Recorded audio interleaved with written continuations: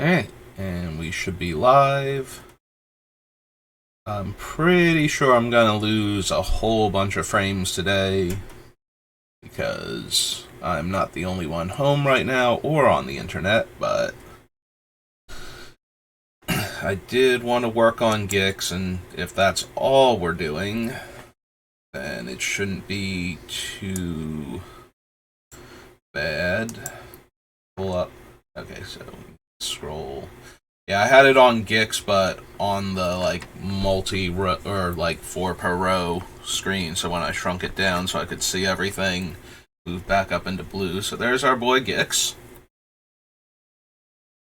and I just installed BlueStacks.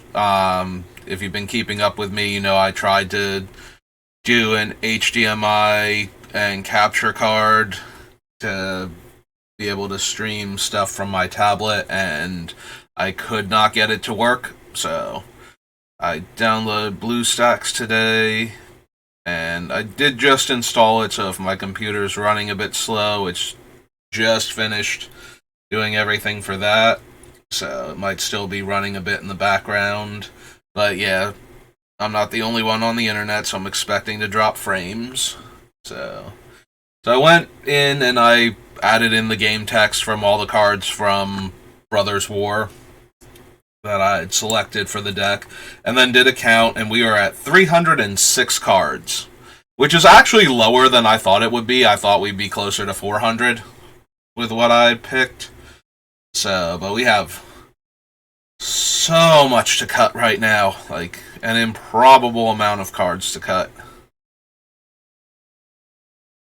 Because we need room for way too many things. Like, I want, some level of go-wide creature strategy, so I can draw tons of cards with Gix, and then I want to be able to discard all those cards to activate his second ability, so I need a lot of fast mana so that I can afford to keep throwing things at our opponents every single turn to get, the top however many cards of their deck that I can grab. And then we have, a bunch of other synergies going on, so. Alright, so, off the top of my head, while we do have Madness cards and other things, we have Gix as our primary discard outlet. I don't think we need Mindless Automaton. So just looking at that, I'm thinking, we could probably get rid of that. Also, as much as I love Claws of Gix, I don't think we have anything that synergizes with it.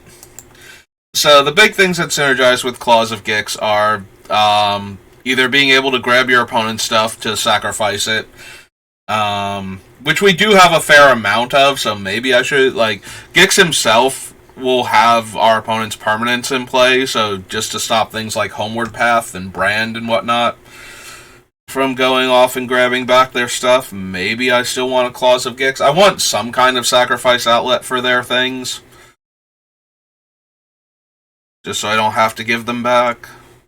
So maybe we leave that in for right now until I figure out what our other options are. But yeah, there's other things you can do with Claws of Gix, but I cut a bunch of the other things. I think we cut Pox already, right? We cut all the Pox, Fraying Omnipotence, and all of those. So if you're going to lose, because you round up, if you're going to lose the stuff anyway, you might as well cash it in, especially if it doesn't cause you to lose any extra life from Pox. If it's not a net neutral effect at that point, then you might as well feed it, but I believe we cut the Pox, yeah. And we cut Fraying Omnipotence and Death Cloud, so. Although, this doesn't really work with Death Cloud because it's not a percentage based, it's just a lose X things.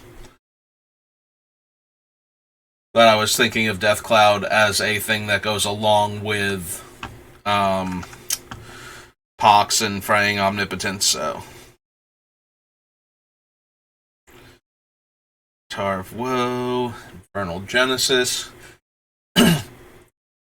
I have Infernal Genesis and I have the Rat Maker from Shadowmoor. That's like 7 mana sorcery, and I don't know if we actually want either of these two cards. These might be leaning too hard into the first ability. They do allow us to make a huge number of creatures, but... Oh, yep, there we go. Frames are exploding. Not just dropping, they are plummeting from orbit. They've hit terminal velocity. They're going to make a crater that'll wipe out the dinosaurs.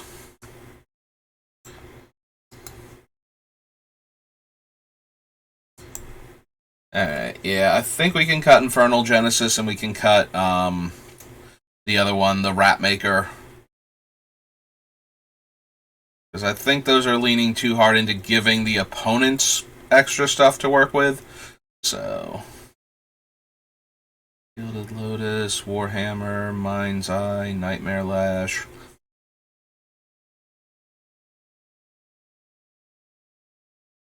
Unrest, Crucible. Kushu, Grave Robber, Night Dealings.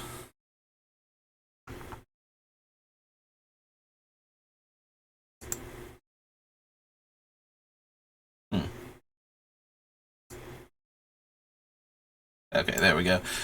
Yeah, it's cutting off like the right side of the text box for my actual Word document from my perspective, so I wanted to stretch it out a bit, make it easier to read. It's not like I need to be able to see the part with like Gix and everything over here anymore. Source I control, damages an OP. I put that many counters on this. 2 black, 2 and X. Remove X counters to get it. And this one has to be exactly X, so I need to know what I'm going for every single time. Which is kind of a weird conceit for this type of card. Nope, out of soda already. Back to water. Like, usually they don't punish you for forgetting the exact casting cost of the thing, other than that if you go too low, you don't get the card.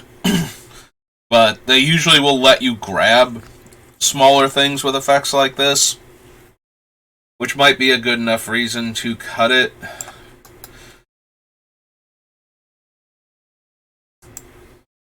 Like, if we're hitting the opponent that much that we're getting all of these counters, then we're also hitting them enough to be drawing a bunch of cards and probably don't need the ability.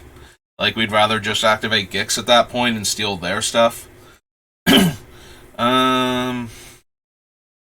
Umizawa is just an okay card advantage card. You know, we get to flash back our instant speed creature removal with him in play. Probably don't need that.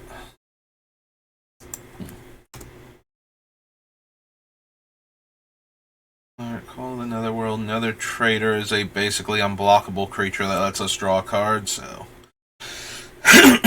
Vegas, Slaughter Pack, Death Render... Rings of Brighter, Shriek Maw, Bitter Blossom... Yeah, there it is. It's Plague of Vermin. I think we can go ahead and cut that one too.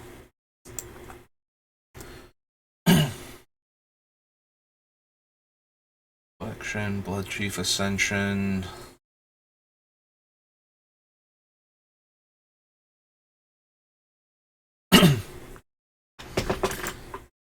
Aside from encouraging our opponents to attack each other, we don't have a ton of stuff that lets us make the opponents lose 2 life on their turns. We have like Sheoldred, like new Sheoldred.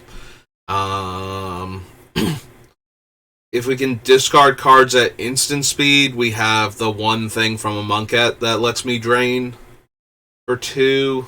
I already cut the Urborg Siphon Mage.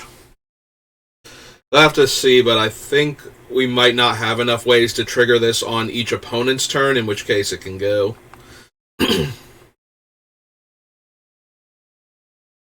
Walking Atlas, Streamstone Hedron, Sanguinate, Stratascythe. We also might be able to cut some number of these, like, give my creature power and toughness basically equal to the number of swamps I have. Stratascythe is also probably the worst. At only because it only affects cards that are actually named Swamp, so Urborg isn't doing anything to boost it. So we can probably cut that one. We have like the Lash Writhe and Nightmare Whip and or something like that. And what's the other one we have? We have like the ones that care about cards in hand, like the Hand of Vecna. I basically just want to boost our large lifelink creatures even higher so we gain more life and can afford to do more card draw with Gix constantly. So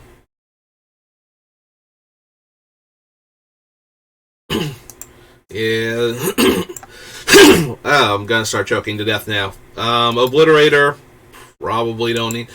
It was mostly in there because it has 4 black pips for devotion, more so than anything else. I don't know that we want Mirror Universe, Soul Conduit, and Profane Transfusion. I might possibly want one of these, but maybe we gain enough life that I don't need any of them. Like, we're just never going to be low enough where we can swap life totals and it's actually going to matter. Despite the amount of life I'm willing to pay to just about everything in this deck in order to do stuff.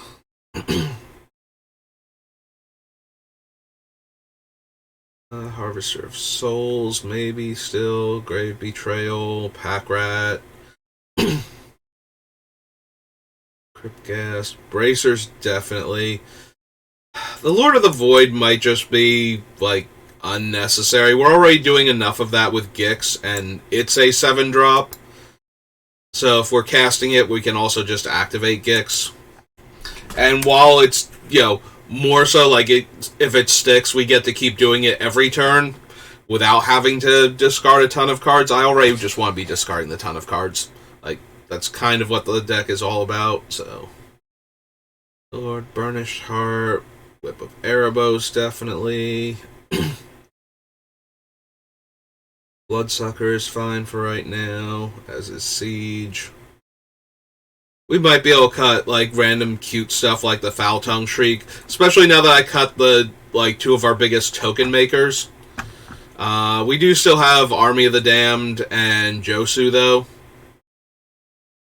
to make a ton of creatures to go wide with, so maybe they get to stay. We have the Claws, too, which gives us an extra guy every time we attack. Warping Whale for right now. Oh yeah, from beneath the floorboards also. Under the floorboards, beneath them. Some preposition in relationship to the floorboards.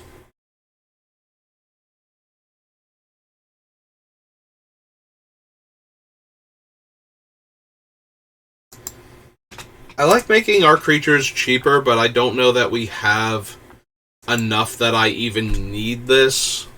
Like, if it's not letting us double spell in a turn because of the discount, the drain life, the 1 point of drain life, I don't think is worth the card. Like, I'd rather get an extra body with the Oketra's Monument to attack with and draw more cards than the 1 point of drain life that Vontu's Monument gives, even though it's making our creatures cheaper. So, I guess we can cut that. Throne of the God Pharaoh falls in the same category as the Foul Tongue, where if we have enough swarms of creatures, then I want to keep it in because it just finishes the job fairly well, but if we're not doing that, then it can go.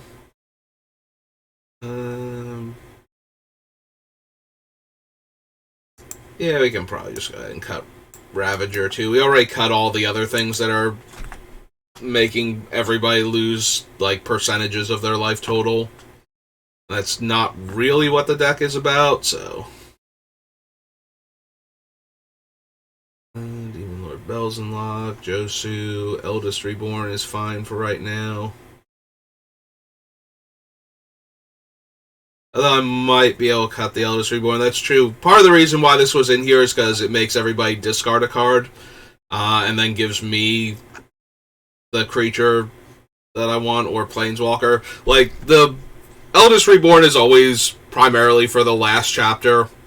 In the meantime, you get the other stuff, and it's just good value.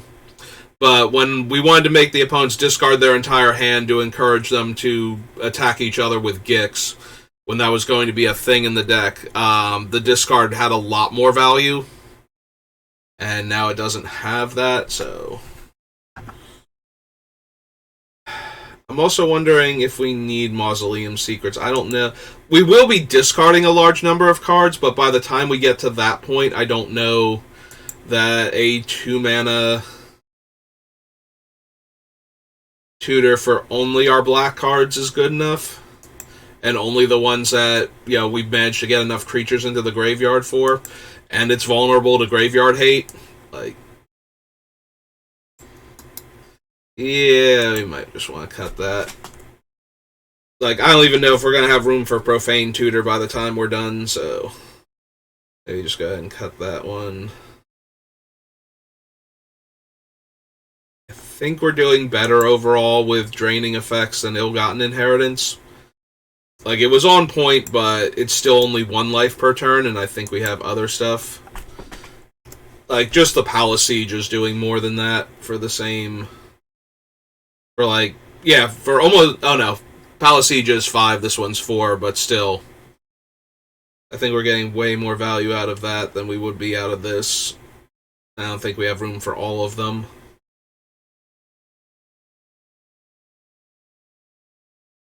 Order of Midnight. Ayar is fine for right now. Almire Knight's okay. Yeah, the 1/1 Death Touch and the fact that we can draw a card off of it. If we draw it in the mid to late game and still cast it and then be able to attack with it, means that Foulmire Knight might weirdly make it through like a huge number of cuts before I'm ready to take him off of the list entirely. Like, just being a terrible creature for the opponent to have to block half the time if they're not a tokens deck means that we will probably get to draw a card from it way more than we should. Especially if it gets drawn early, and then we just cast Gix, and then we attack with it. I feel like I'm going to wind up cutting Professor Onyx, and probably Sedgemoor Witch too. Like, I think we're more focused on permanence. Mana rocks to accelerate us, creatures to get in for damage. So, while we will be running some number of instants and sorceries in the deck, primarily as removal spells, I don't think we need her. And a lot of the things are going to kill the Sedgemoor Witch and the token, so Sedgemoor Witch can almost definitely go. Like, its big thing is that it has menace and can potentially make bodies. But I think we can afford to get rid of it. I feel like we're going to be cutting, like, the Horde Robber and the Forsworn Paladin. Probably the Zhentarim guy, too. Like, I think they're all low enough impact.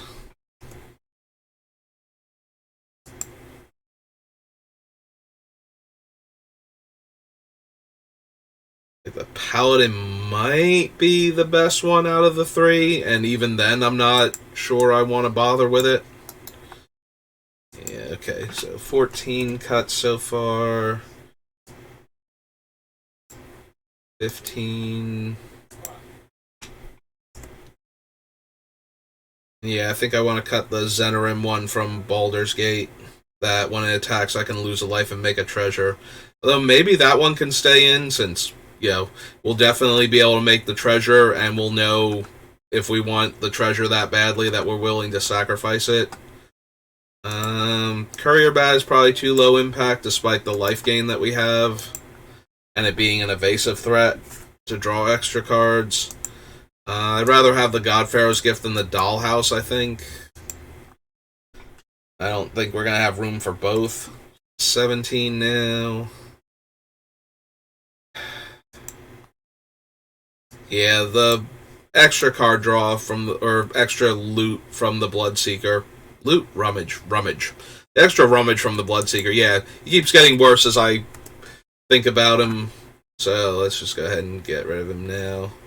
That's 18.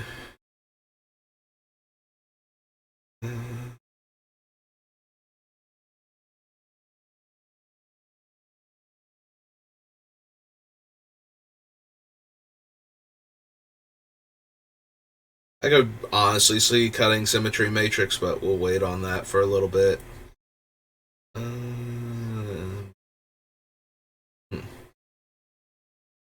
Scar Demon, Tormented Soul, Disciple of Bolus might wind up going. Probably go ahead and cut the Dark Prophecy. This is another one where I feel like I added it partially because of the triple black and the casting cost. That's 19. Keep these for right now. Dread Presence almost definitely.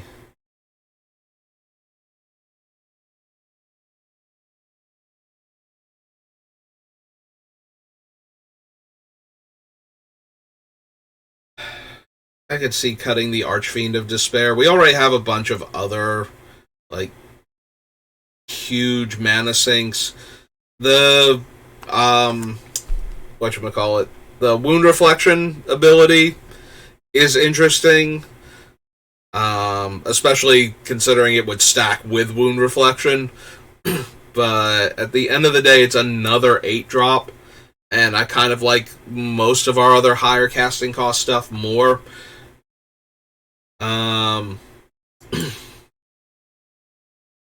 It also, and this is another thing, like, I don't even know if we're running all of the, like, Soul Transfer, whatever, and Profane Perfusion, or Profane Transfusion, and Mirror Universe. Like, Mirror Universe, it's always going to be us and an opponent, so as long as we are making them lose life, that's fine, but if we want to exchange 2 other players' life totals for corner case reasons, like, it's easier to kill the one person than it is the other person, so giving the person it's easier to kill the higher life total, since we can just smash them anyway, like, assuming, like, one player has almost no blockers, and one player has, like, a solid wall, and the player with almost no blockers is down to, like, 10, 12 life or something, and the person with a ton of things has, like, 25 life, and we can swap them, and then we can still do the 25 to the one player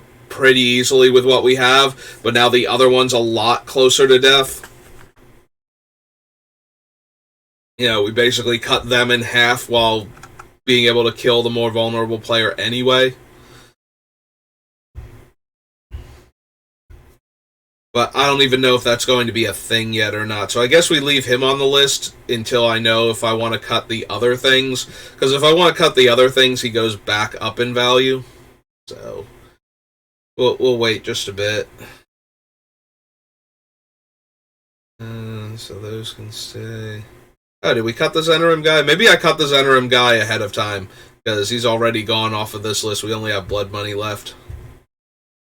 Because I don't think, unless I accidentally put him under the commander section, because the commander decks for Baldur's Gate and Baldur's Gate itself were both on the same list because they use the same expansion symbol, just to annoy me. And maybe some other people too. Yep, there he is, Zenorim Bandit. All the way down here. Silly halfling. Alright, so we cut that. That's 20. 286 left. Alright. Let's start at the bottom and work up, because I knew I was going to cut the Zenorim and I was kind of looking for it. So let's start down here. Vampire's okay. Witch is probably going to be good in our deck. Saw in half.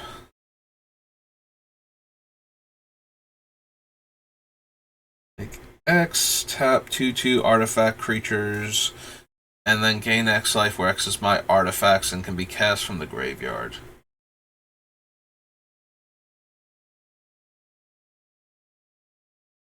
X, make X 2/2 warrior tokens. Where X is the life I lost this turn.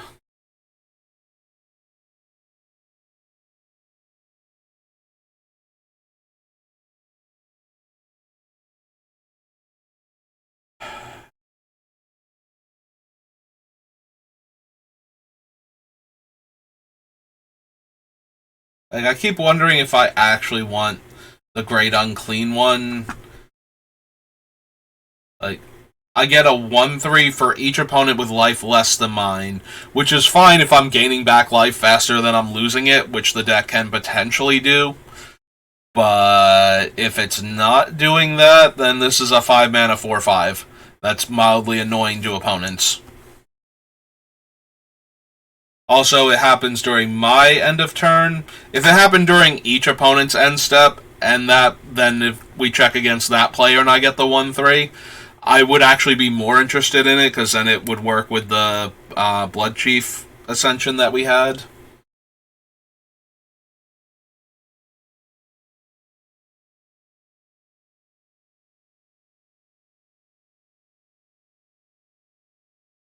I really wish that the Necrons either had menace or were zombies or something just a tiny bit more. Like, they have, aside from being extra bodies to attack with, they have no synergy with any of the other potential cards in my deck, which makes me sad.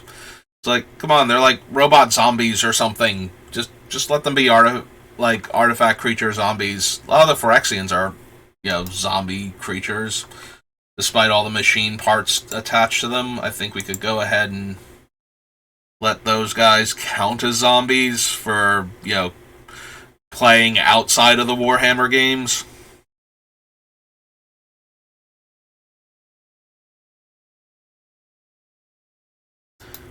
Party leader. When this attacks, defender loses X, I make X treasures based on my party. So we have a fair number of rogues and warriors. We have very few wizards because a bunch of them are warlocks instead of being wizards, and we have almost no clerics at all for this. Although Barakos herself can be a cleric if I have the other three out.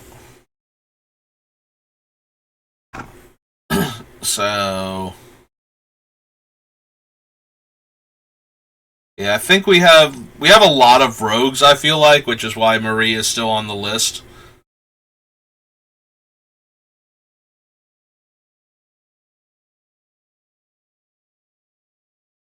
Yeah, giving my things Death Touch randomly helps us get through for more damage to draw with Gix, and being able to being able to draw extra cards when we deal damage to our opponents who have lost creatures while she was out seems reasonable.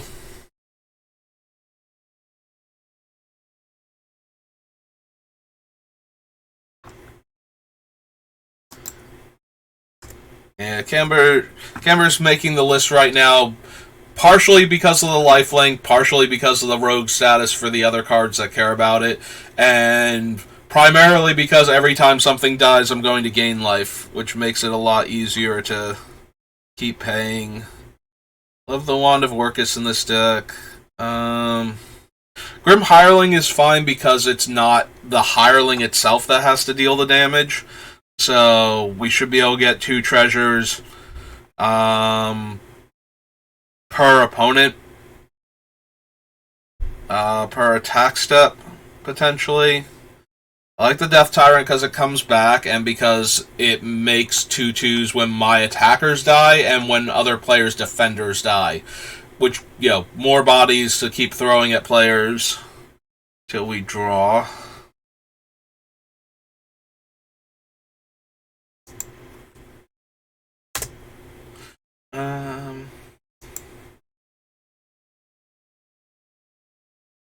Yeah, Thieving Amalgam is partially in here for the last line of text. Like, if we're stealing enough of their stuff with Gix, then having their creatures die and we get to drain them too for everything. That one and the Brain Eater Dragon or whatever, Brain Stealer Dragon. When an opponent's non-land permanent enters the battlefield under my control, they lose life equal to the CMC. That'll, like, Gix and that will kill a lot of players real fast. The only downside is then we don't get to actually do anything with the stuff we stole from them because they'll hemorrhage too much life too quickly.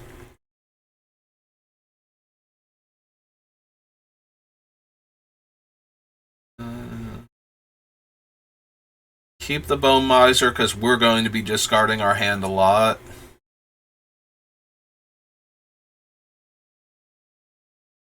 Keep the Archfiend for right now, but it's probably going to go. We're leaving the Curse in for right now. We already have a little bit to encourage players to attack each other in Gix's ability, but the idea that they will also get a body that they can then attack those players with pretty freely in order to try and draw more cards, and we get a body every time they bother, so I think that's fine. Level Theomancer in this deck. Agent, Necrotic Hex, Jeweled Lotus. Yeah, it's entirely possible I just have too much stuff that's, like, okay with what we're doing, but not good enough. Like, do I actually need the Madness creatures, like Kitchen Imp? Like, sure, I'll be able, when, I activate Gix for 7 mana. If I have 8, I get a 2-power haste flyer that I can then use to potentially draw more cards. But that's probably still low enough impact that I don't need it.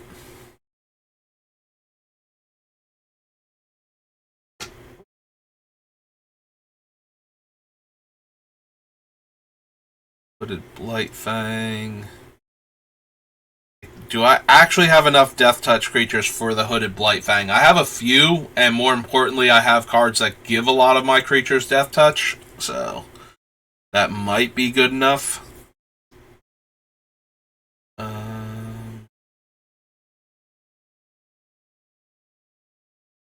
Disciple of Bolus, Runescar Demon, Elixir, Jowdun, Symmetry Matrix.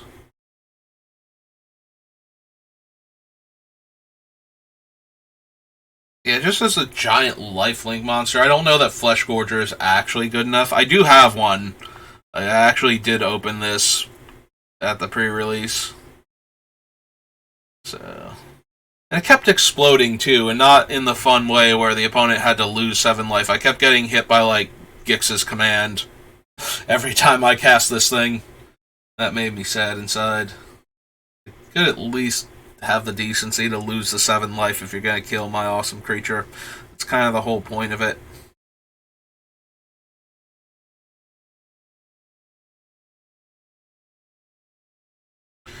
Just got a Death Touch counter.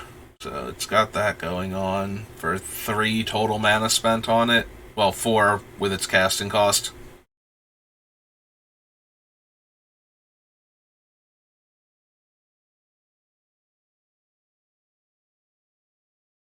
I like the Scrivener a lot. I don't know if we're going to have room for it. But the idea that every creature that I connect with is an individual life loss, and this isn't one of those once per turn creatures.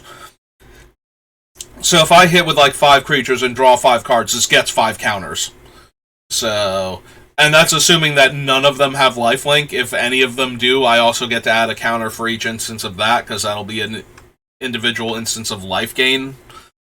And we can just stack tons of counters onto this thing very quickly. And it does fly, so it does have an evasion ability to get through with all those counters, so I'm inclined to keep that. Nashi might just be something fun, but not anywhere near good enough.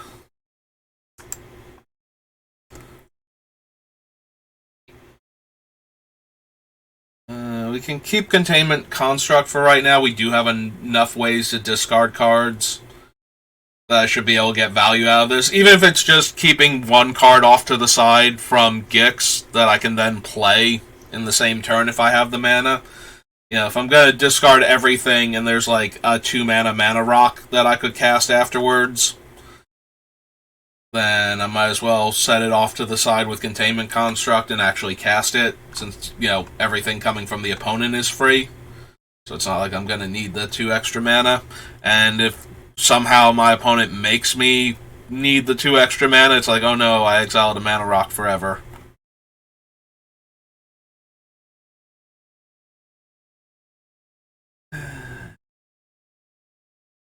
I think Graveyard Trespasser can go. Part of this was that its ward was discard cards, so again, making the opponent have to get rid of things, but also it was a way to drain some amount of life every turn to help keep me going with the other stuff, but I think we can get rid of that. Keep the Dracolich for now.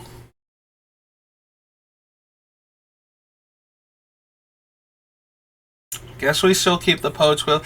So Poet's Quill, a lot of the times the learn cards seem very anemic in Commander because you can't get the lesson cards, which would be super helpful if you could. Like, I would gladly have some number of the lessons out of the game just so I could go grab them. Primarily the land one, the environmental sciences, and probably the exile a permanent. That permanent's controller draws a card. Intro to Annihilation. And the mascot exhibition. Like, I think if I had access to a handful of lessons for whatever reason, like if they decided you could have a lesson plan for Commander without screwing everything up, I think like those would be my top 3 choices regardless of what I'm running. But like just off the top of my head. But we can still loot with it, and giving our creature lifelink and getting a loot when our artifact comes into play seems fine.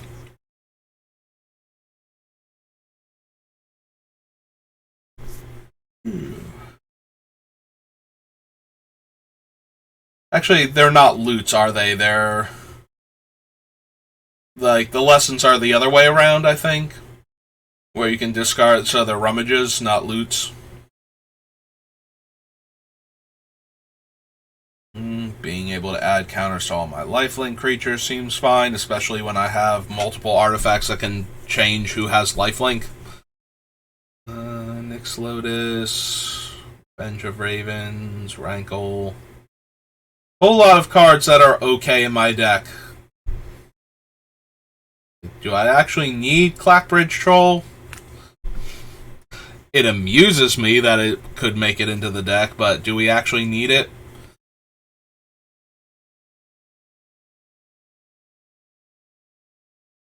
It's one of those, like, if we're not attacking the player we're giving the goats to, we're getting to draw the card anyway, and if we are thinking about attacking the player with the goats, we do get to gain 3 and draw a card, and then we'll trigger all of our life gain things. Which we do have a fair number of on the deck list right now. We have the 2 different witches that can get back our dead creatures. The one that triggers lets us pay when we gain life, and the one that triggers at the end of turn if we gain life. The vampire that will get counters if we gain life. The zombie vampire that comes back if we gain 3 life. Like, I think we have enough synergy with random 3 points of life gain that I'm willing to keep it in the deck for right now.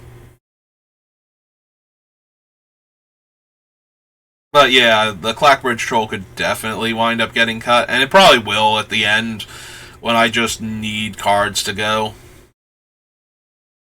We have so many cards to cut. Flying Lifelink Vampire that keeps growing. Yeah, this one was on the list because of the discard also, but it is just a large Lifelink flyer that keeps growing every turn. Like, and making the opponent discard is not nothing. Even if we're not going to focus on that, it does still encourage players to attack each other to get some extra cards to work with. if we're going to be attacking them with this thing, but this is primarily in there because, it's going to attack as a 4/4 and then a 5/5, and if it doesn't eat a removal spell or gets swept up in a wrath pretty fast, we should be able to gain a huge amount of life from it.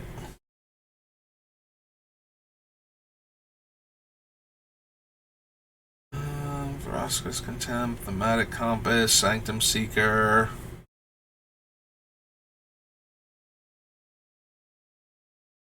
God Pharaoh's Gift. I really want to keep the God Pharaoh's Gift. That has way too much in it. Even with the Eldrazi Titans in the deck, like, the Eldrazi Titans are in here partially because I have a titanic amount of mana production to make sure I can activate Gix, but also, if I draw like 20 extra cards and then pitch all of them to Gix and try and draw 20 more, I can actually deck myself before I kill all of our opponents. So I would like a way to get those cards back. Also, instant speed discard allows me to shuffle important cards from my graveyard back in if an opponent goes for graveyard hate.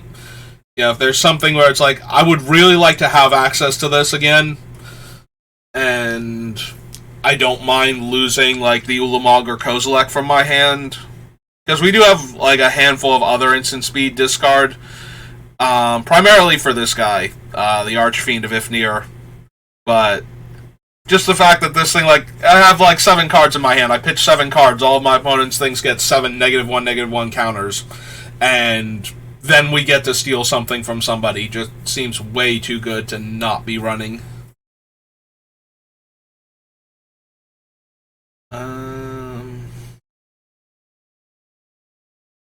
Yeah, Gonti's still Death Touch. He's still a rogue, so he's still getting the triggers from the other one, potentially, also. And providing a body for, providing one of the party types for the Orc woman from Baldur's Gate Commander set. The actual Commander decks. I'm forgetting her name. It's Barakos or something.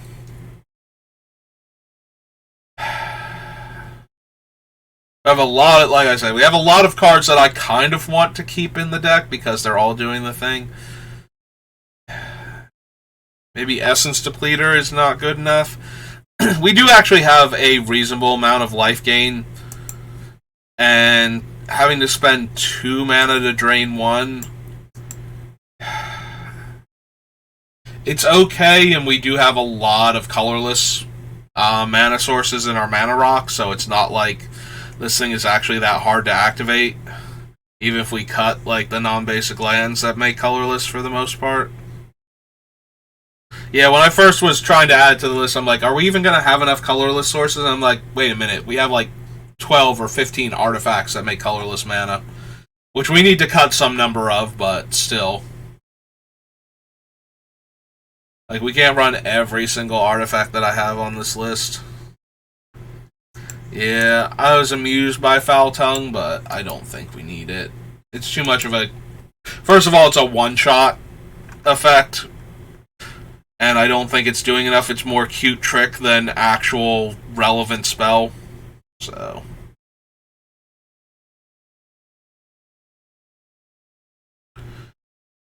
I definitely want to keep the Pontiff if we can. Basilica Screecher is fine, not amazing, but it's doing enough, I feel like. It's a 2-mana, 1-power flyer, so we get the extra potential card draw from it, but also, every time we cast a spell with mana left over, we can gain a life, and make each opponent lose 1, so I am down for that. But a lot of these things are yes, I'm down for all of them, but we just aren't going to have the room. So we're going to have to cut these, well, we're going to have to cut a whole lot of cards that I really enjoy the idea of running in this deck. So, I just don't know which ones yet. Are we going to cut Mirrorworks?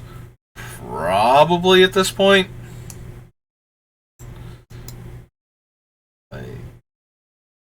We do have a lot of powerful artifacts, and I would not mind copying them, but that really doesn't have as much to do with what Gix is all about. That I would want to keep it over other stuff that have more synergy with him.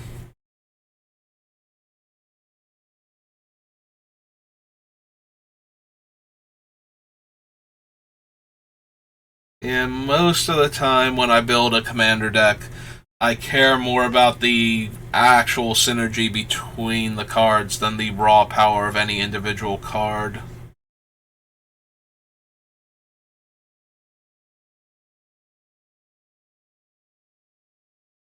Despite the massive pile of artifact mana sources,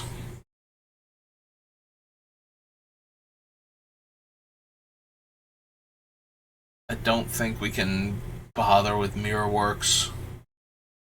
Which is a shame. I do love Mirrorworks. I have very fond memories of running that card in Limited. Suki, Top, Grave Robber, Kokusho.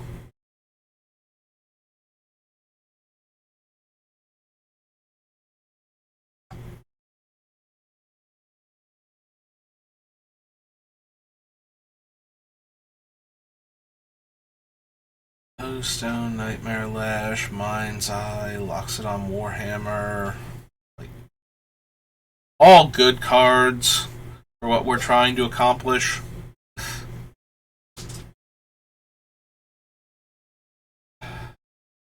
I'm still leaving the Words of Waste in for right now because we do draw so many cards that it does give us the option to spend a bunch of mana and make everybody discard that many instead of us drawing, and that might be worth it.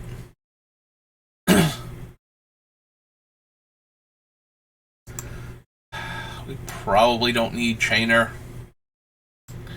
He's okay. It's 5 cuts now.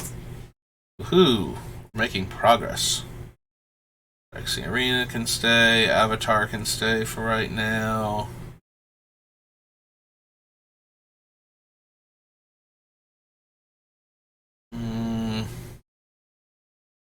Probably wind up cutting Black Market. Like, we're not intentionally killing off enough of our creatures. Black Market makes it onto a lot of my list because, and then gets cut because there's no downside to the mana production anymore. Like, for the longest time, Black Market was never on any of my commander lists because of mana burn. So I don't really need... So I didn't really need to put it in decks because the mana is basically uncontrollable at that point. Like, it can very easily grow out of hand in some situations, but it's not... And the mana is not always super helpful either. Like, if we don't have anything to do with the mana, it doesn't matter that it's making 10 or 15 mana, even without mana burn being a thing. So... I can see us cutting it, but we are a very mana-hungry deck, and I do have a lot of places to put all this extra mana that we can make.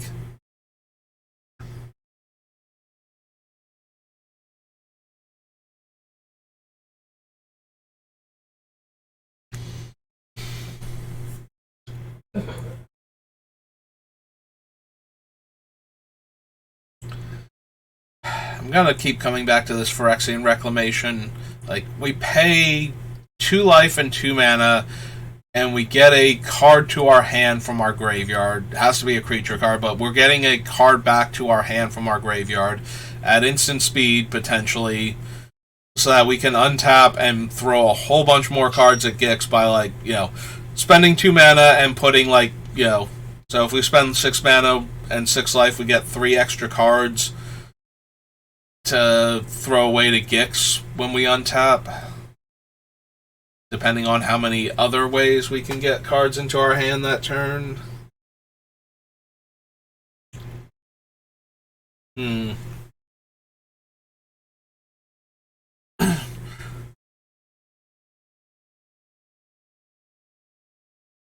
Lost Will, Worn Power Stone, Victimize. So many things we're going to have to cut. that I'm enjoying the idea of having in the deck, but we don't need. We're not bothering with Entomb, so I don't know that we need Reanimate also. Like, the primary thing for Reanimate is how cheap it is. Getting to bypass mana costs by discarding something early and reanimating it, or entombing it and then reanimating it, is the primary value on a card like that, and we're not taking advantage of that, so maybe we can afford to cut that. So yeah, Oubliette, Soul Ring, Dark Ritual. Alright. So if we copy that, that brings us up to 7. So we had 6 things on this list. So we go down to 280 and we clear all. And we might have to start doing things like looking at our removal package and our artifact mana sources to start cutting into, or our fast mana, basically. Alright, so let's do the fast mana one then. So, Dark Ritual, Mana Vault, Soul Ring,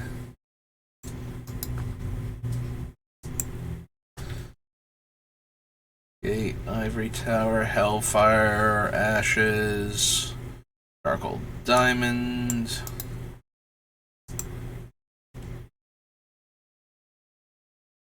Withering Boon, Mind Stone, Jet Medallion, technically.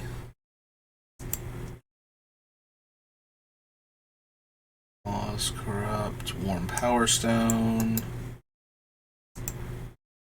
Monolith,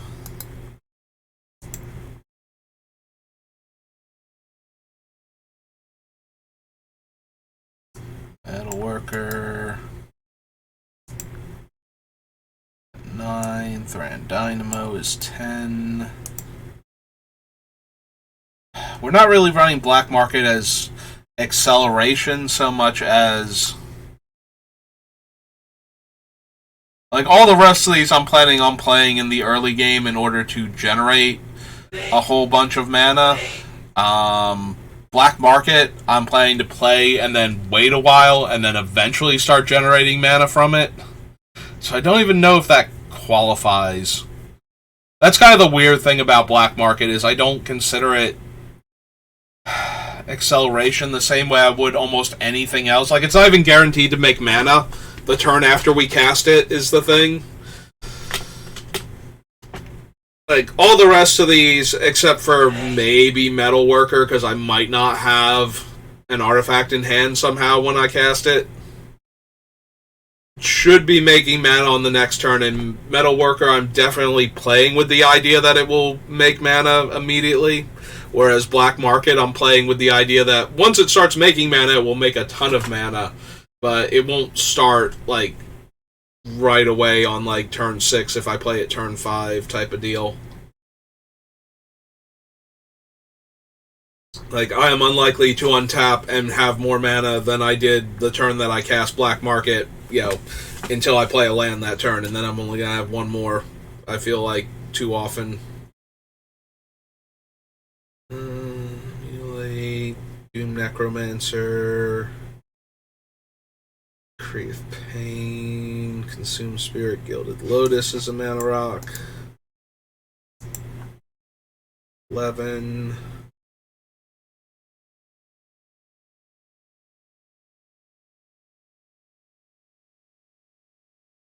Like, I'm more inclined to include Solemn Simulacrum as a ramp card than I am Black Market because of that.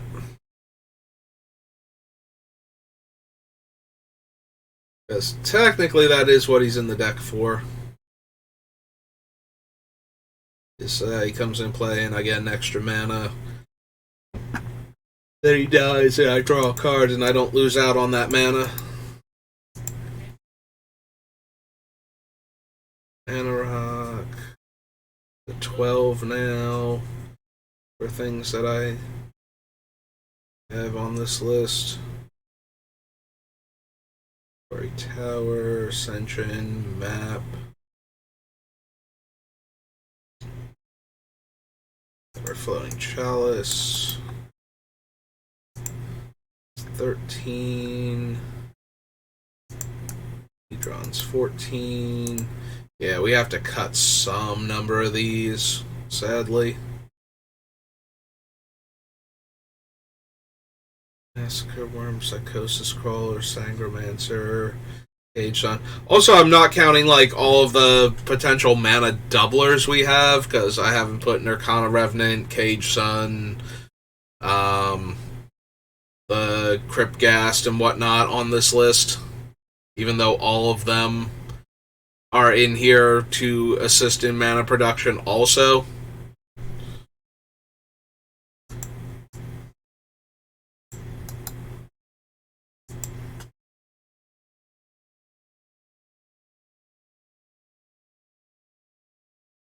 Slip, Exquisite Blood, Grave Betrayal, Gas, Bracers, Pontiff.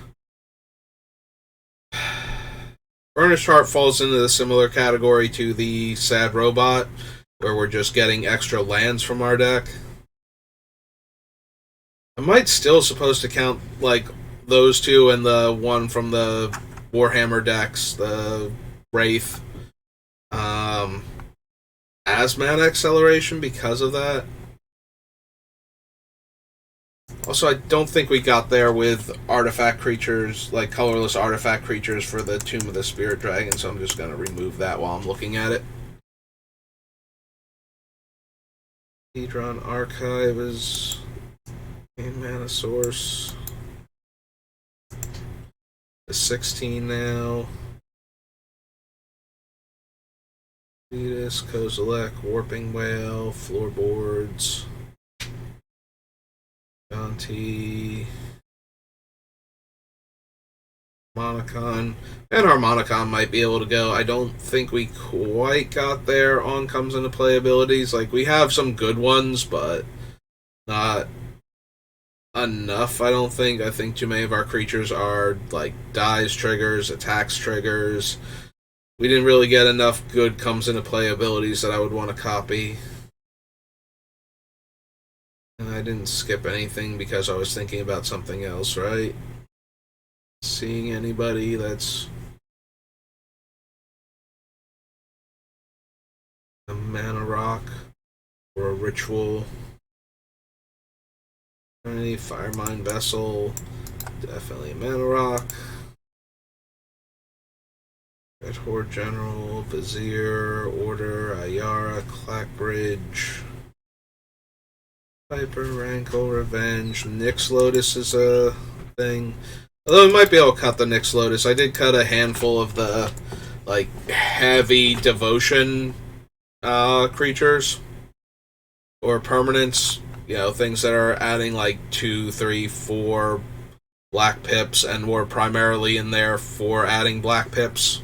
So, we can probably cut that thing. Skyclave Relic. What are we up to now? Copy that. That's 19 out of 24.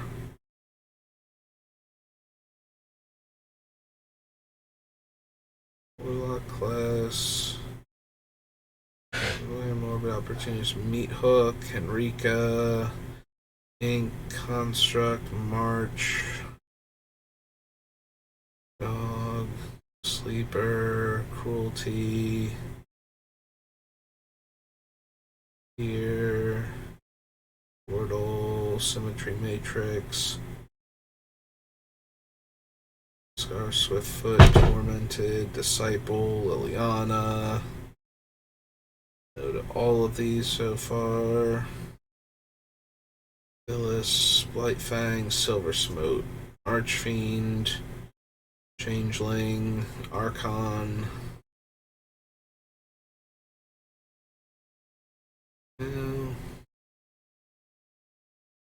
Jeweled Lotus, yes. That's a way to get Gix down turn 1. It's 20. We have room for 4 more spells. 4 more spell names. So, Signet's 1.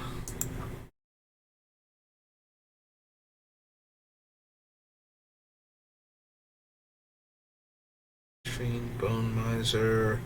Auto Generator is 2. Are we gonna have just enough room for all of my Mana Rock type things? Coven Witch. Manascape Refractor is 3. Oops. It's 3. We can add one more to the list before we have to. Detective, Marie, Black Market Connections, Rain Stealer, Barakos. 3, 1. That would be the Scepter, so is that it? It's 24 out of 24. Where's Legion, Tomb Fortress, Saw in Half, Witch, Mana Crypt.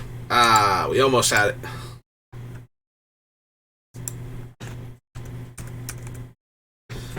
Alright, so our Mana Rocks and Rituals.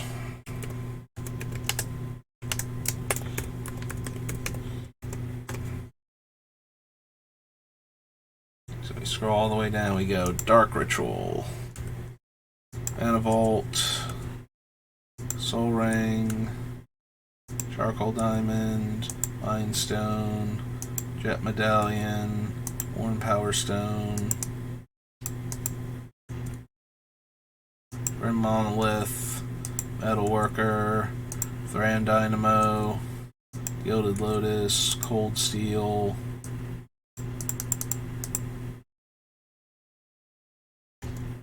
Everflowing, Dreamstone, Pristine Talisman, Hedron Archive, Firemind Vessel, Nyx Lotus, Skyclave, Jeweled Lotus, Arcane Signet, Powered Auto Generator, Manascape Refractor, Scepter, and Mana Crypt.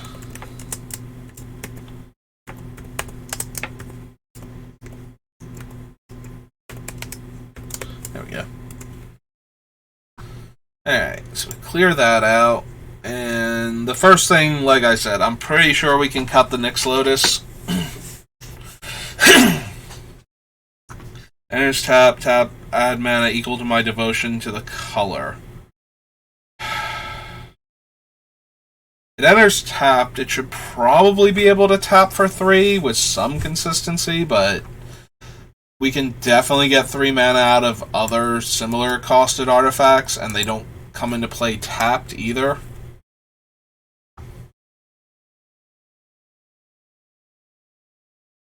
Like, I'm pretty sure we can almost always get 3 black mana out of the Scepter. We can get 3 colorless out of the Thran Dynamo. Yeah, I don't think we need the Nyx Lotus.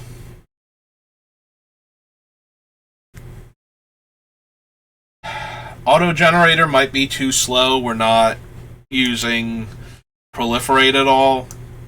So it's a 4-drop that will, on the next turn, tap for 1 mana.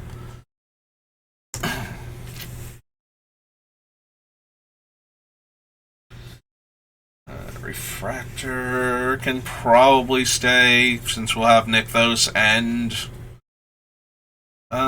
what's its name? Although if we decide we want to cut Nykthos, then we only have Cabal Coffers, and then Manascape Refractor gets a lot worse.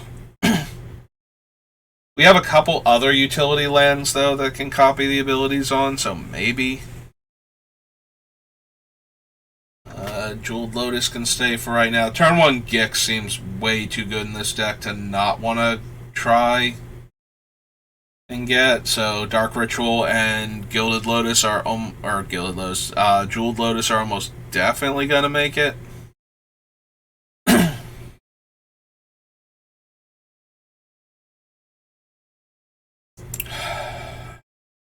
I feel like we mostly play like 1 big spell per turn rather than like 2 or 3 mid-size spells, and that makes cards like the talisman medallion much worse.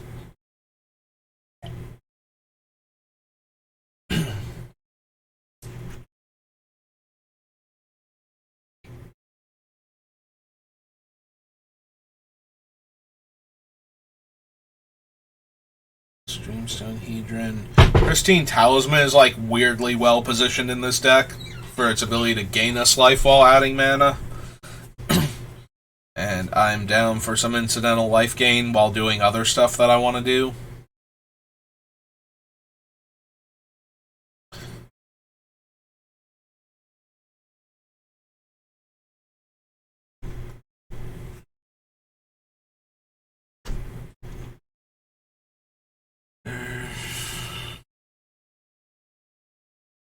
Alright, so those 3 can almost definitely go, though. So we want Jet Medallion.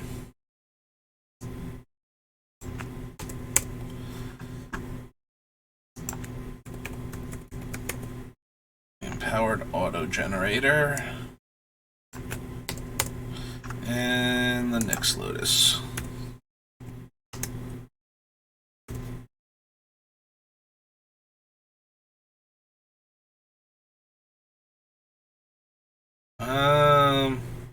NYX.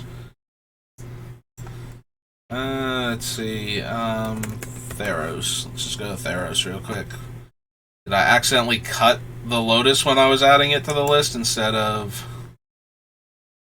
There's Nykthos.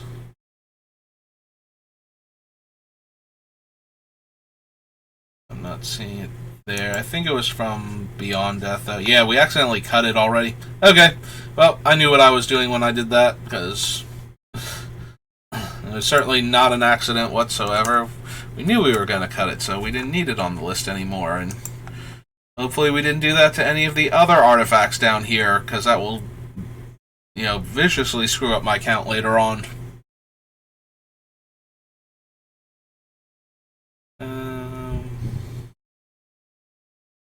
Alright, so we managed to cut all of 3 cards that way. Alright, what are my removal spells looking like? Because I think that's the other thing I need to give serious consideration towards. So Hellfire, Ashes.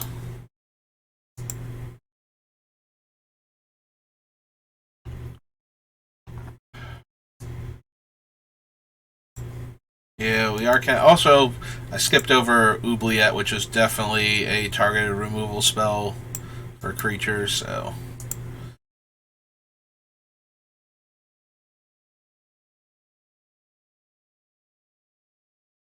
Reckless Spite.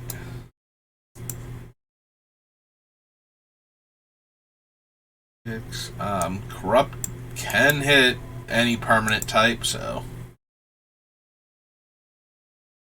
Victimize, Warm Power Stone, Bone Shredder is a creature kill.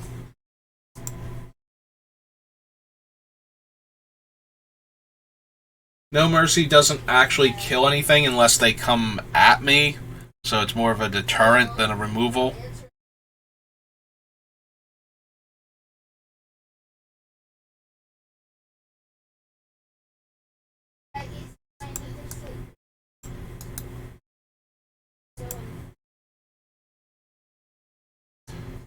Usually Necromancer, Oversold, Decree. I have Consume Spirit on the list. I don't even know if I necessarily want to run that. I guess if it's on the list, we keep it here for right now. And therefore it counts as removal, but... O-Stone... Is our big old reset button anyway. Yeah, I almost never put the O-Stone in with these either. Its primary thing is just to flip the table when we're losing.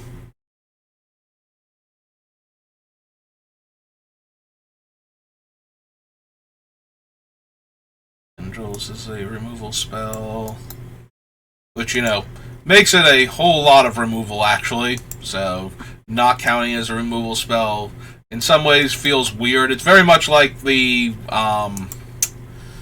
whole thing with something like Black Market, where, yes, it generates mana, but it's kind of in here for a different focus than that. Like, it's there to take us from, 5 mana to 10 mana, rather than to be played in the early game so that we have access to more mana. It's less ramp and more, let's do all of the things now in one turn. It's more of a big turn enabler type of thing. So, in the same way, O-Stone is not I don't put O-Stone in the deck because I need to be able to wrath the board. I put O-Stone in the deck because I need to actually flip the table to stop us from losing sometimes. Sometimes everybody just has way better stuff than you, and it's spread across all the different permanent types, and you just need to make it stop right now type of reset button. As opposed to, Wraths, where I will sometimes just slaughter my own creatures because it's slightly better for me than waiting and trying to get more people to commit more stuff. The O-Stone is more we are horribly losing this game and we need to reset the board real quick. With a lot less of these various things on it. And it's kind of weird because when I say it like that, it's so it's removing everything. And it's yes, and that's not inaccurate. But the circumstances under which I suddenly need to remove everything in... Oh, I did the cut thing again instead of the copy. Okay, so now it's on the list. It does not feel like it's in there for the same reason that the other ones are in there for. It is way more of a panic button than a controlling element.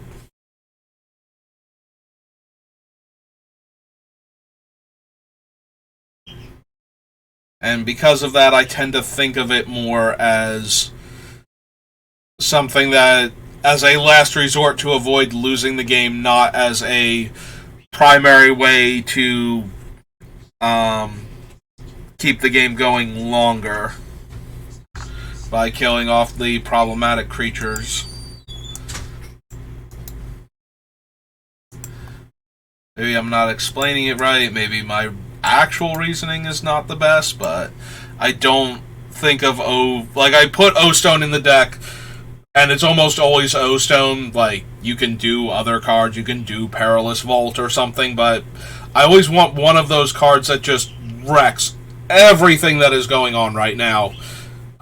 Because sometimes games just get so far past out of hand that you can't really just sit on things anymore, and basic Wraths aren't always doing it.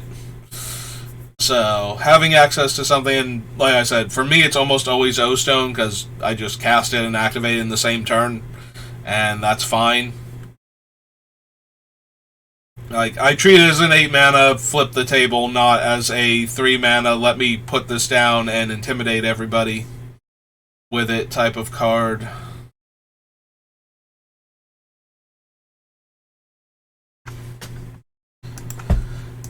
Suppose Karn is in here as a single target removal spell primarily. We drop him, we minus him, we remove the problem. Originally he was also in here because he can take cards out of the opponent's hands, but he is most definitely still in here for his minus ability. Demon, Mikaeus, Tragic Slip is a removal spell. What am I up to now? 19. Great Betrayal, Pack Rat, Underworld Connection, Screecher, Crypt Ghast, Bracers, Hero's Downfall.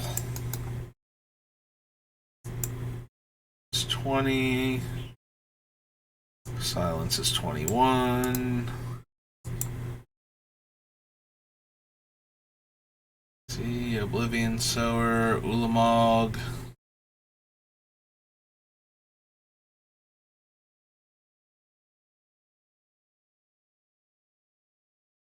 Yeah, I feel like the Warping Will, weirdly enough, is in here for the ability to counter a sorcery when we have a good board position and we want to not lose it to a Wrath effect. More so than it's in here for the exiling a creature whose power or toughness happens to be 1. Like, the fact that it can do that also is useful. Hello, Agram Citizen. So, I have not thought about it in that respect because I get every new commander deck that comes out, so I have the unique cards. So, my collection continues to be made up of everything available. As far as actual value goes in them, I have not looked at them for, like, if you don't have access to everything, do you want these? So, yeah, I'm not really sure if I can recommend or not recommend buying them right now. I don't even remember exactly what all the cards in them are, if I'm going to be completely honest. And I almost never look at them from a perspective of, if you don't have a large collection, like, what additional value do the cards have? Like, what the reprints are and what good ones are in there. So yeah, I'm probably not the best person to ask that particular question to, because I don't look at the new commander decks from that perspective. I always look at them as, okay, there's like new cards in them and I need the new cards in order to complete my set, so I am going to get one of each one of them at least. Alright, so we're up to Kaladesh. We'll come back up here in a minute and we'll start my removal list down here.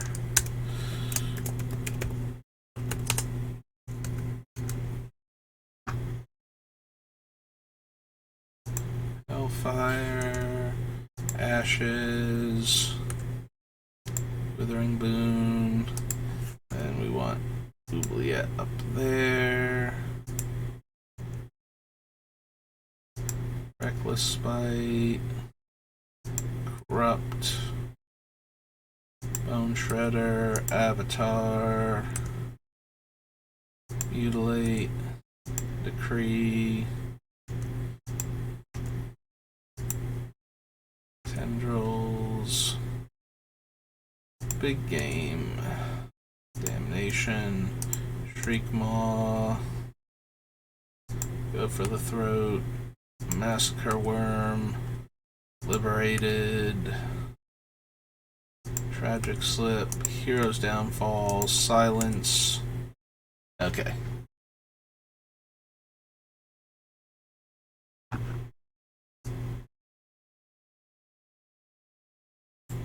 I mean, I've seen like tiny bits about Hasbro and Magic, but I don't know what the sources are for any of that information. So I don't know if there's anything, like, if this is just general negativity, because a lot of people have been very negative on Magic since the Magic 30 thing got announced, where they're trying to sell, like $1,000 proxies and whatnot. I mean, there's always been a lot of concern about Wizards and how they're churning out so much product that people can't keep up with it and it overwhelms them, that they're doing too many secret lairs, that if the universes beyond things aren't something you genuinely love, they feel very unnecessary in Magic. And feel like obnoxiously tacked on when they're not something that you love to begin with. And even for some of the people that love them, like me, if you put something I love in the game but it's not Magic, it starts to annoy me, kind of. But there's a lot of negative energy surrounding all of that, so I don't know how much of it is just more people complaining about the way things are going with Magic versus any actual, like, hard evidence Magic is losing money type of deal. Because I haven't they're not people that I normally watch for information on Magic to begin with. So when I see like clickbaity titles on YouTube and whatnot, like Magic's in financial trouble, it's like, okay, but you're not the person I go to for this information, and I'm not hearing it from anybody that I know. But this is a thing that's like is starting to pick up traction, so I don't know.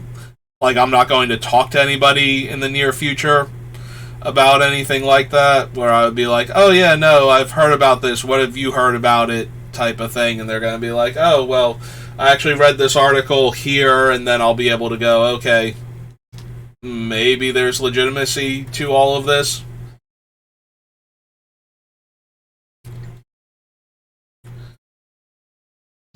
But yeah, I don't necessarily know that there's anything concrete to any of it, like actual hard evidence that Hasbro is losing money. Like, Hasbro in general is losing money, and specifically Wizards of the Coast, the subsection of Hasbro, is the cause of it, type of thing. Like, Hasbro can be losing money and have it have actual nothing to do with Magic. Or, you know, Magic can be doing poorly right now, but Hasbro is fine. So we don't have a lot to worry about in that regard, unless it persists. But yeah, I haven't actually read any of the articles or watched any of the videos because they're not from people that, like, I don't watch like Alpha Investments or anything. So when I see like them putting up like all these clickbait titles about how Wizards is hemorrhaging money and whatnot, it's kind of like, well, they seem to be kind of annoyed with Wizards recently because of other stuff, so this might be just them going, oh, hey, look, we're right. We were saying bad things about Magic, and now we have, like, a half measure of information about them not doing 100% as well as they were doing, so we're right about them doing terribly, type of thing. Like, I don't know how much of it is that versus how much of it is actually like, no, they're not doing as well as they should be doing, and this might actually be a problem for Magic in the long term.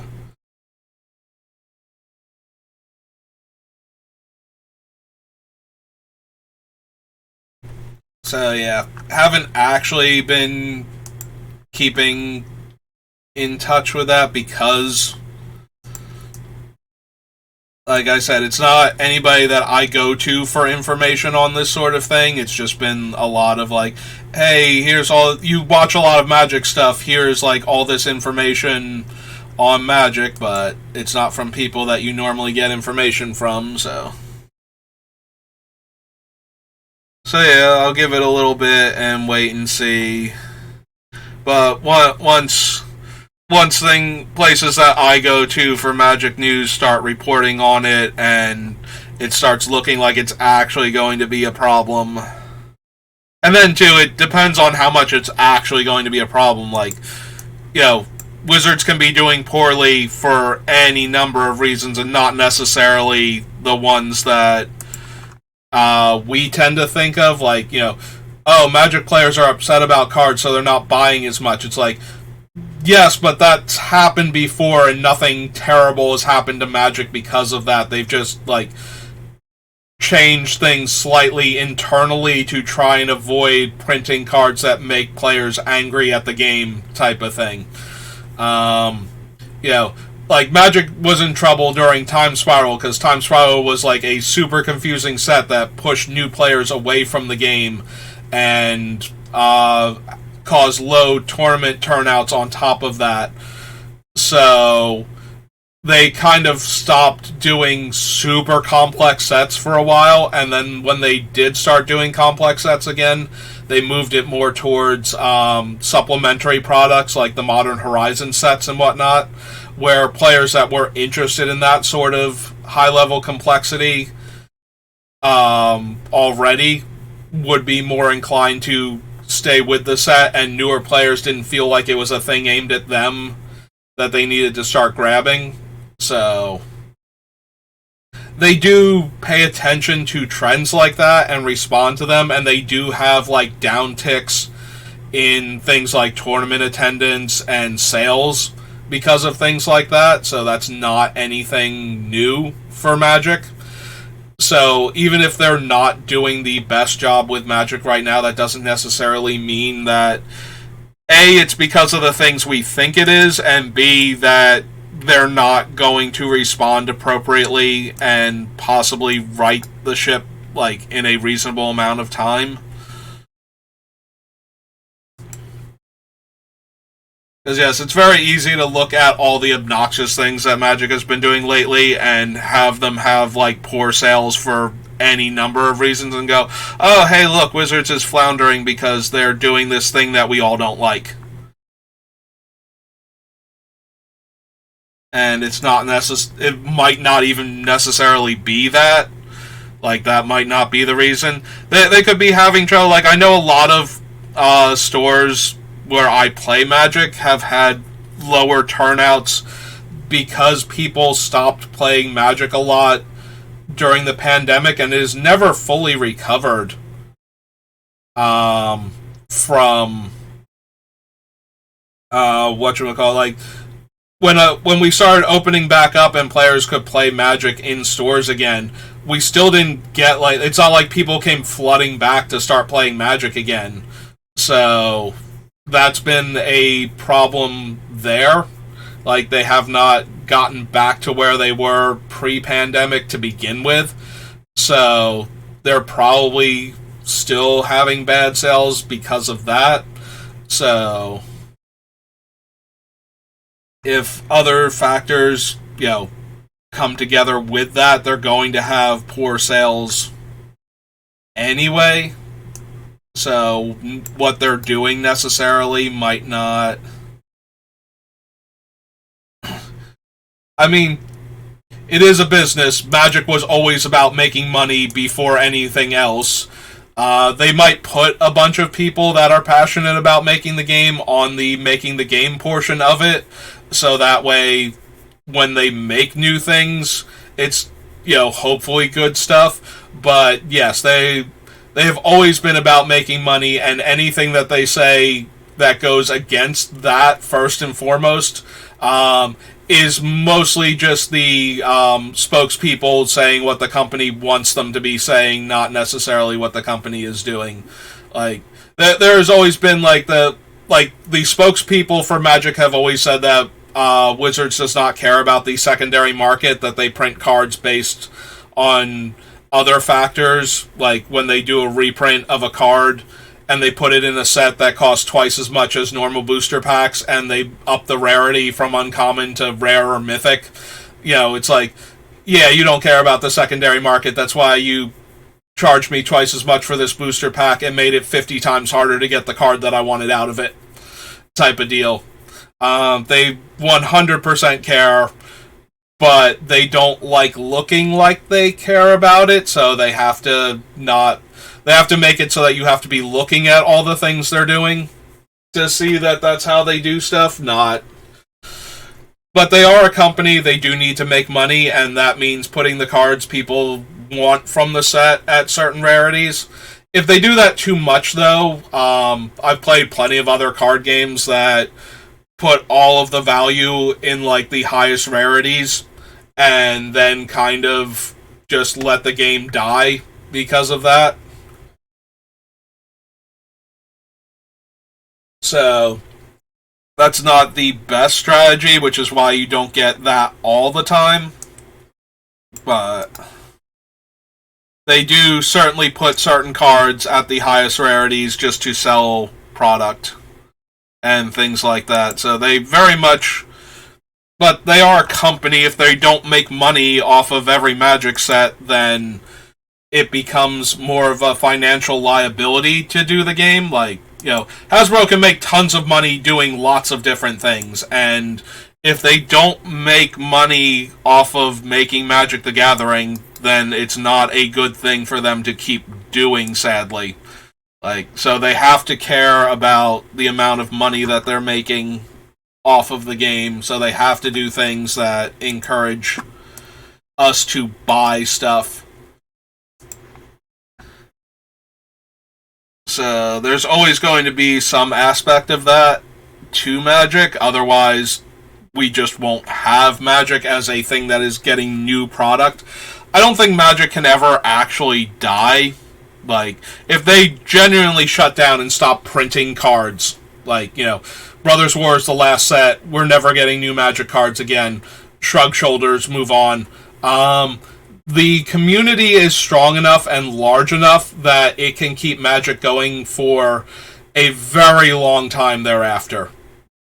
Like, Magic as a game will not die if Wizards of the Coast stops printing stuff. The secondary market value of my collection might take a massive hit if people stop caring about, tournament legal, non-proxy versions of cards and whatnot. But other than that, I don't think the game itself is in any danger of dying, but they could certainly get to a point where Hasbro is not making money off of Magic anymore, or not making enough money off of Magic anymore, and they genuinely stop or slow down printing of new sets or something, and like, that will be disappointing, because I do love playing Limited, and Limited is awfully hard to do when they're not printing new packs. Like, then you can only do cubes.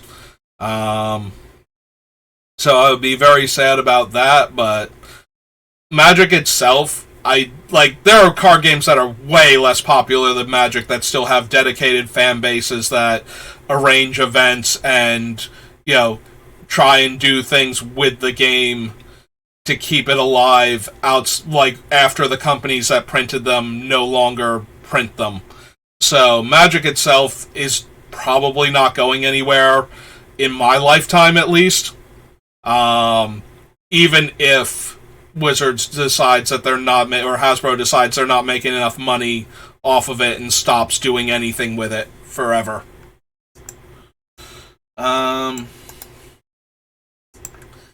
Yeah, no, this game has been around for way too long and is way too important to too many people to just let it die. So,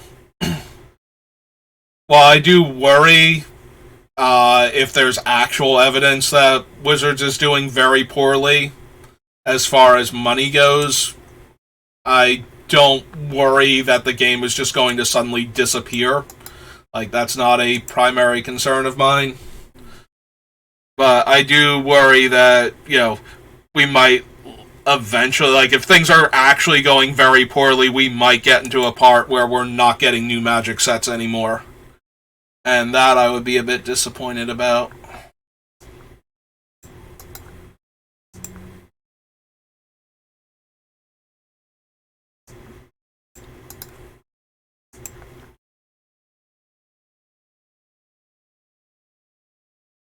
March of Wretched Sorrow is a removal spell. Sanguine Spy, Shakedown Heavy, Dread, Cruelty.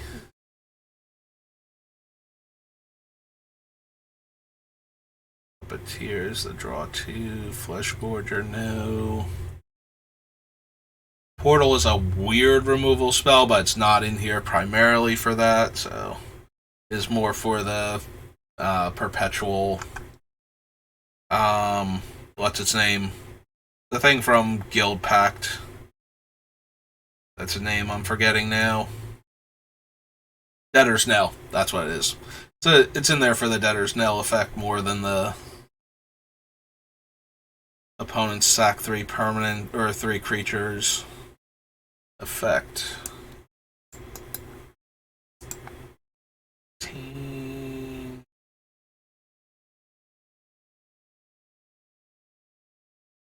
Symmetry, Blightfang, Smoke Ghoul, Spare, Beast, Profane Tutor, Underworld Hermit.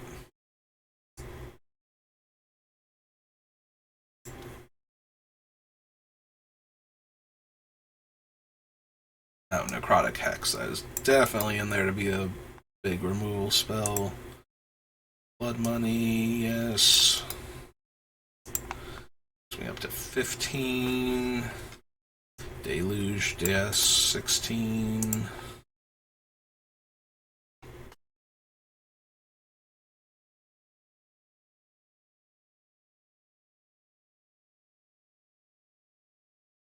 Crossway Troublemakers, Glassheart. Connections, Dragon, Baracos. No. Pay X to make, where X is up to the number of life points I lost. Scepter, the Shard drains half their life. Yep. Saw in Half is not going in as removal. It is in there to turn one of my creatures into 2 copies of itself with tiny stats.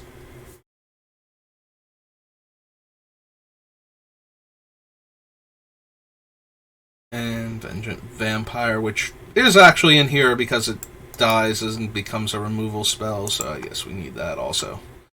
Okay. Alright, so Silence the Believers. Noxious Gearhulk, Vraska's Contempt, Tetsamok, Price of Fame, Font, Finale, Murderous Rider, Feed the Swarm, Infernal Grasp, Meat Hook, Assassin's Ink, March, Garrick's Wake, Necrotic Hex, Blood Money, Deluge, and Vengeant Vampire. Okay.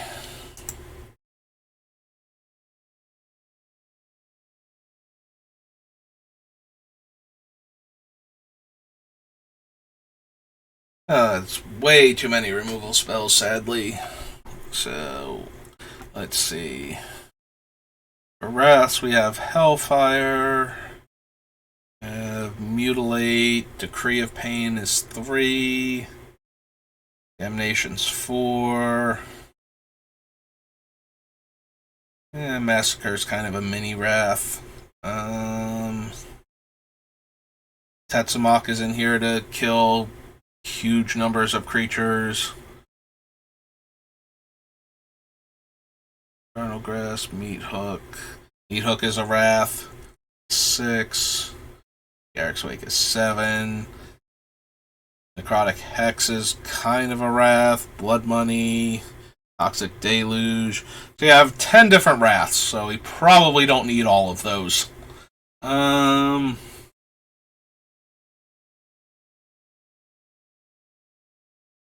So let's see. For 7 mana, we can kill all of our opponent's creatures.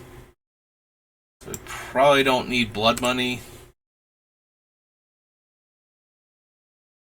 Also, did I forget what's its name again? I feel like I forgot what's its name again. The Decree... Oh no, there's Decree of Pain. Okay.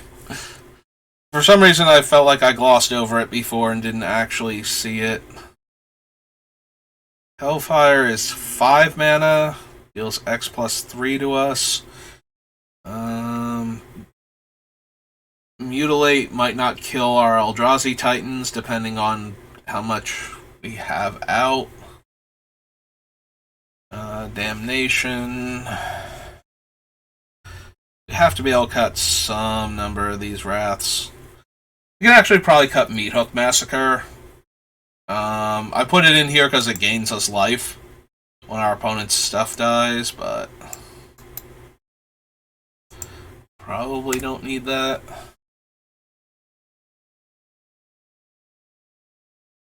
I kind of like the Hex, but the Hex is also 7 mana.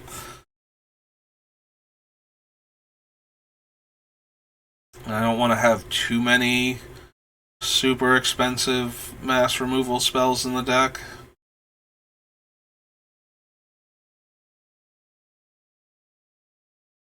Like, I think I want to keep Damnation and Toxic Deluge. Probably want Decree of Pain and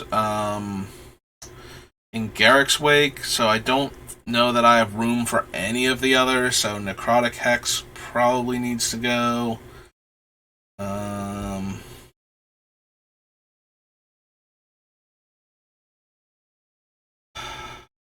Maybe Tetsamok.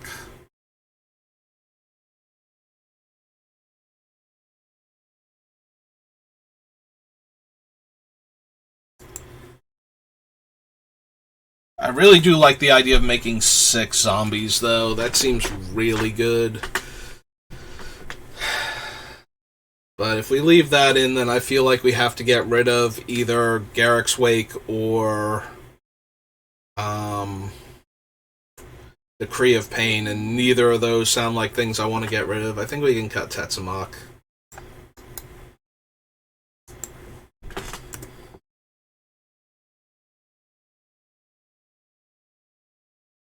Might also be able to cut the Massacre Worm if I have that many other Wraths in the thing. Having another 6-drop that only hits the little guys. Especially when we have a fair number of little guys. Although Massacre Worm should be the one that only affects opponents' creatures. That's why we didn't have Demon of Dark Schemes on the list. Because the Massacre Worm's the one that doesn't affect ours.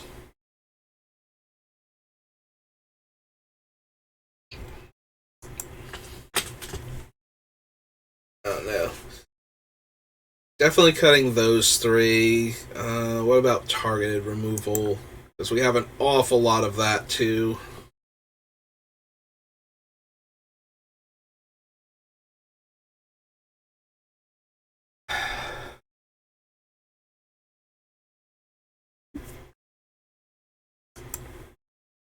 Yeah, we could probably cut Ashes since it's a sorcery. Mostly because it's a sorcery. Like, I would like to run it, but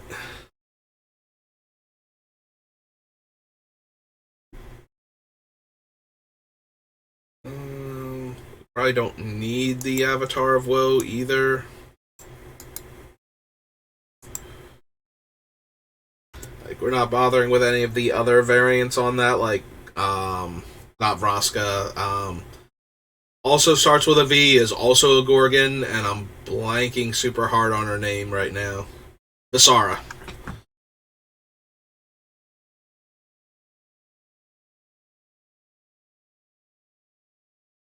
We can probably cut Consume Spirit. It was originally on the list because I was thinking about it and... Okay, now we're just being silly. It and Drain Life, but... I think Tendrils and Corrupt are good enough as far as removal spells that can also gain me life. And March of Wretched Sorrow is on the list too, so...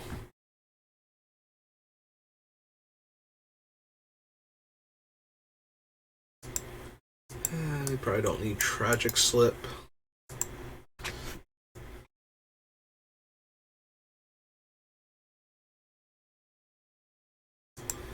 Get rid of Price of Fame.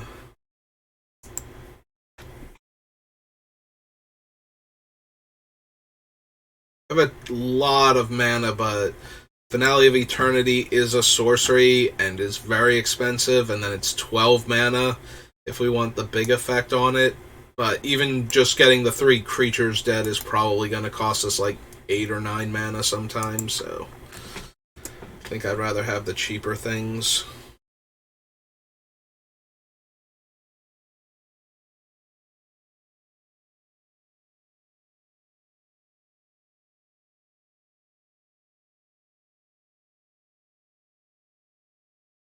We probably don't need all of the different...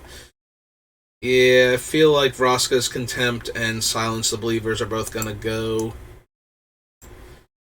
They're both on the expensive side, and even though I put Silence the Believers in because of the amount of mana I'm expecting to have, I don't think it's quite good enough. Also, we can probably cut Karn. He doesn't have any other synergies in the deck. He's just a removal spell at this point that might get another permanent later on and can take a card from one of our opponent's hand. So that's not quite good enough anymore compared to where he was at when he was, when we wanted to take as many cards from the opponent's hands as possible. Try and boost the first effect on Gix.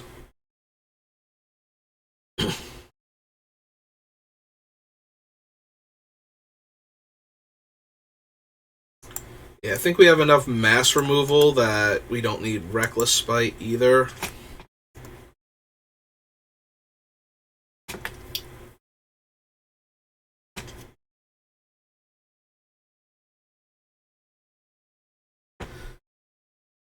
The Game Hunter right now benefits from Madness, so I think that gets to stay in.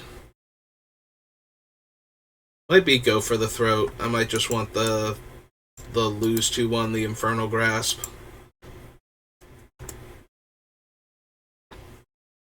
We have like Infernal Grasp, Hero's Downfall, Murderous Rider, and Assassin's Ink. We can probably cut the March.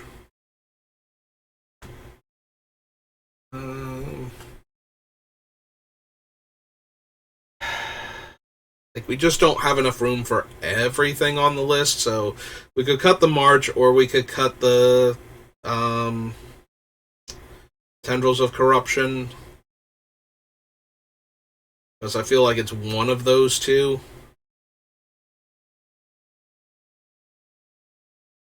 Maybe it's the Tendrils, but the Tendrils gets locked in. Like, we can have like 10 or 11 swamps in play, and it still only costs 4 mana. That being said, we do need the swamps for Tendrils, but yeah, I think we can definitely cut one of the two, and I think it's going to be the March at this point. Alright, so what we got? We have Blood Money.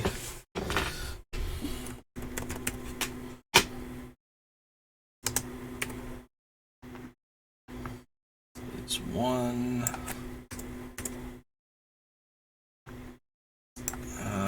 Meat Hook is 2.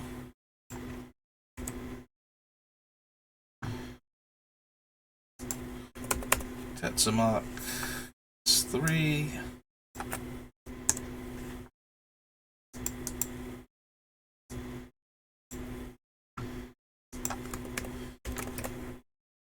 Oops. It's 4.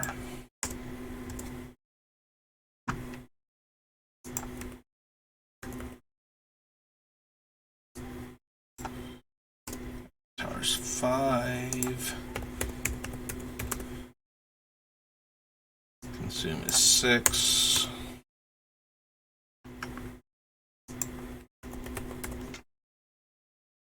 Tragic is 7.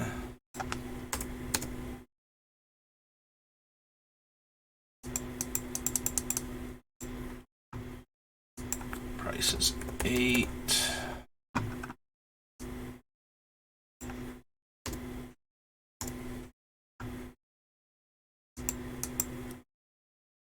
Finale's 9.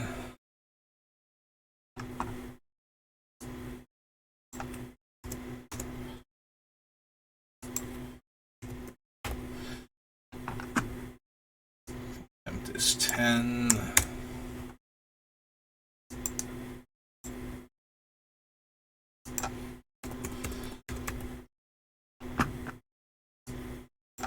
Silence is 11. Rated is 12.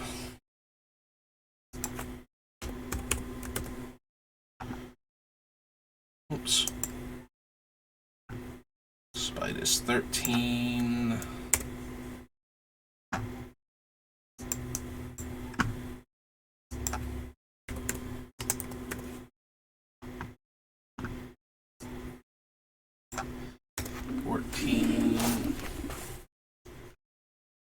One second. My eye is tearing up. Like, so bad all of a sudden.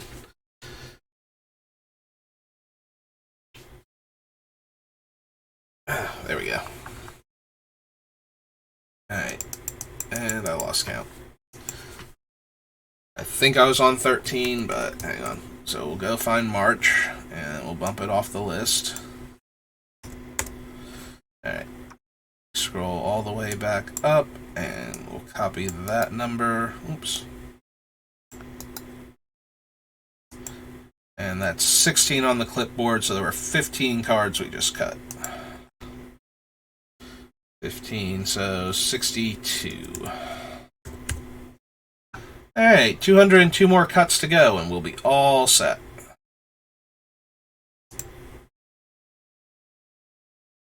Alright, so I did have a bit of extra time today, so we ran a little bit late, but I do have to get ready for work soon, because it's almost 2 o'clock now, so I'm going to go do that. Thank you again to Agram Citizen for stopping by to chat with us, and we got 202 more cuts, and Gix will be all done. So look more at some of the removal spells. I'm sure we're going to have to cut more of those, and some of the mana sources also, but we will get there, and then we'll start working on like the actual body of stuff and trimming it down until we have just the right amount of aggression and card draw with Gix that we're going to be able to activate him consistently. But that's going to do it for today. Thank you for watching, and I will see you next time. Have a good rest of your day.